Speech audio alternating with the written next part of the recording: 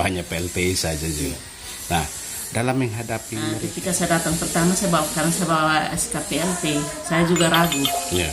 Tapi ketika bertemu dengan Pak Dir di sana, ternyata kami dikasih kesempatan untuk kelola dana itu. Dari situ saya tahu bahwa ternyata PLT ini tidak terlalu dibatasi. Berdasarkan Surat Kepala Badan Kepegawaian Negara, Nomor K26, 20N, 24, 25/99 tanggal 10 Desember tahun 2001 tentang tata cara PNS sebagai pelaksana tugas. PLT merupakan kepanjangan dari pelaksana tugas. PLT yaitu pejabat yang menempati posisi jabatan sementara karena pejabat definitif yang menempati jabatan itu berhalangan tetap atau terkena peraturan hukum. Namun tugas PLT seringkali dianggap sepele oleh rekan-rekan kerja yang merasa tugas PLT tidak terlalu berpengaruh dibandingkan dengan pemimpin definitif. Dalam perbincangannya dengan channel News Daring di ruang kerjanya hari Sabtu tanggal 26 Juni tahun 2021, Adelgina Liu mengatakan, dirinya kadang merasa kurang percaya diri akibat sindiran dari rekan-rekan kerjanya. Adelgina menjelaskan, hal ini dialaminya semenjak pertama kali menjabat PLT Kepsek SMA Negeri 9 Kupang, dan secara psikologis membuatnya merasa tidak percaya diri. Dan untuk mengatasi hal tersebut, Adelgina memiliki cara tersendiri. Mau tahu bagaimana cara Adelgina mengatasi hal tersebut? Yuk simak selengkapnya di sini.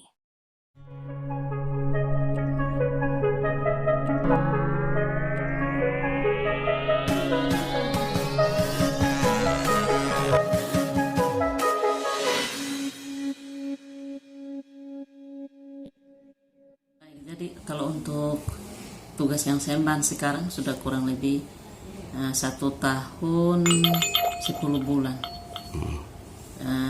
Pada tahun 2018 ikut tes kompetensi kepala sekolah tapi tidak sempat lolos. Teman-teman lain yang lolos.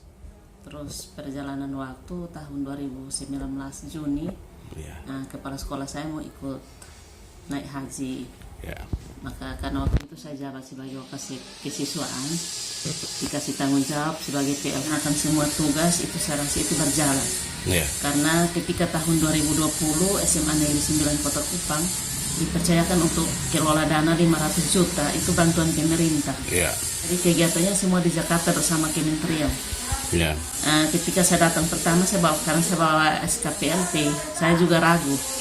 Tapi ketika bertemu dengan Pak Dir di sana, ternyata kami dikasih kesempatan untuk kelola dana itu. Dari situ saya tahu bahwa ternyata PLT ini tidak terlalu dibatasi. Kami sebagai pelaksana tugas itu rasa sedikit kurang begitu. Arti kurang percaya diri ya. Ketika kata itu dilontarkan kurang percaya diri. Apalagi pelaksana tugas kepala sekolah ini kita sering memimpin rapat bersama orang tua, komite dan lain-lain. Kalau awalnya sapaan misalnya dia MC atau dia yang memandu acara, di sapaan PLT saja kita suka tidak percaya diri untuk memimpin rapat itu. Tapi untuk menghadapi itu semua saya tetap melaksanakan tugas sebagai perpanjangan tangan dari Dina. Tapi dengan adanya perkembangan, terus saya menjalankan tugas, saya pikir ini tugas tambahan yang perlu saya juga bertanggung jawab di dalam. Saya laksanakan dengan baik. Sekalipun ketika sendiri pasti saya rasa itu. Kok PLT saja. Begitu ya. Kata yang sederhana tapi sakit sebenarnya. Sakit secara pribadi, artinya psikologi sedikit terganggu. Dengan cara kita masing-masing untuk kasih hilang rasa tidak percaya diri. Artinya tetap percaya diri lah. Percaya diri untuk melakukan. Dan ternyata sebenarnya PLT ini hanya kata saja. Hanya itu pelaksana tugas itu saja yang sebenarnya tidak ini. Tapi di dalamnya banyak hal yang kami lakukan. Sama dengan kepala sekolah sebenarnya. Jadi kalau kita lihat kan PLT kan ada hal-hal tertentu kan dia dibatasi. Contoh ini kan PLT guru. Saya harus mengajar. Saya mengajar 12 jam. Yang berikut saya tidak dihitung di dalam Dapodi sebagai pejabat PLT. Jadi saya harus, misalnya tugas selama saya adalah wakil kesiswaan, ini tetap saya angkat untuk saya bisa dapat sertifikasi. Karena tidak dihitung, sama sekali tidak dihitung sebagai tugas seorang kepala sekolah. Dan kalau saya tidak ambil tugas wakil kesiswaan yang ada 12 jam di dalam tidak boleh mengajar, maka saya harus mengajar 24 jam. Karena saya guru sertifikasi. Tapi untuk melaksanakan supaya ini jalan, terus semua kegiatan jalan, maka tahun 2019 sampai 2020 saya pakai wakase kesiswaan. Sambil saya mengajar 12 jam. Ya. Tahun 2020-2021 karena saya basicnya juga sedikit tentang perpustakaan, jadi saya minta saya biasa tanggung jawab perpustakaan sambil saya urus pengelolaan di dalam. Tetap tanggung jawab sebagai PLT itu jalan. Jadi sekarang Ibu tidak lagi mengurus wakase kesiswaan atau masih?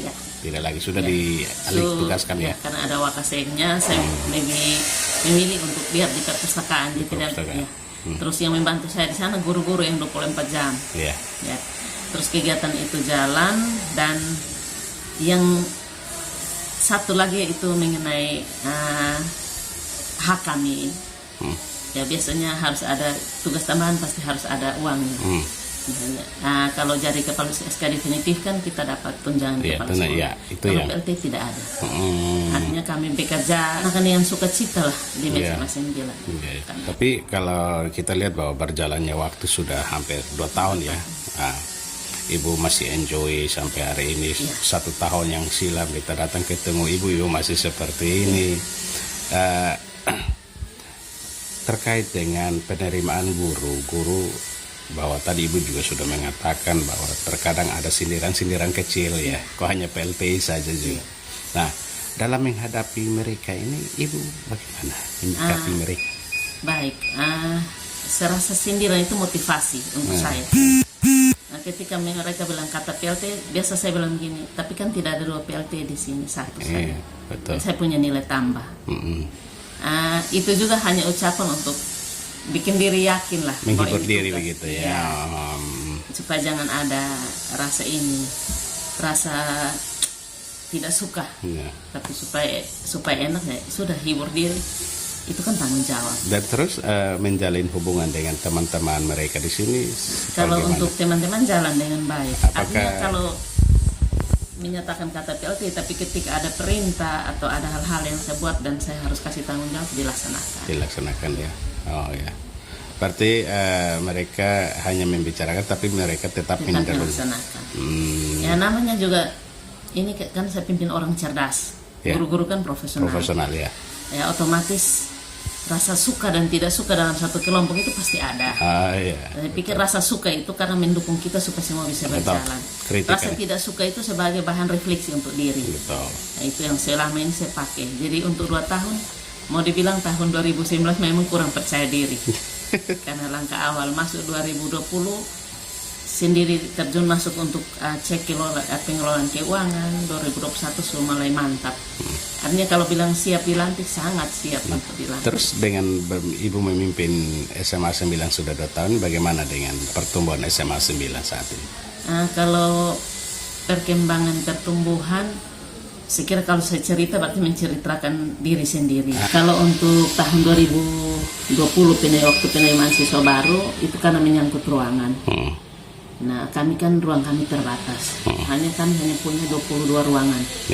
Maka kami rapat, saya minta pendapat dari teman-teman, maka kami turun jadi 5 rombel saja.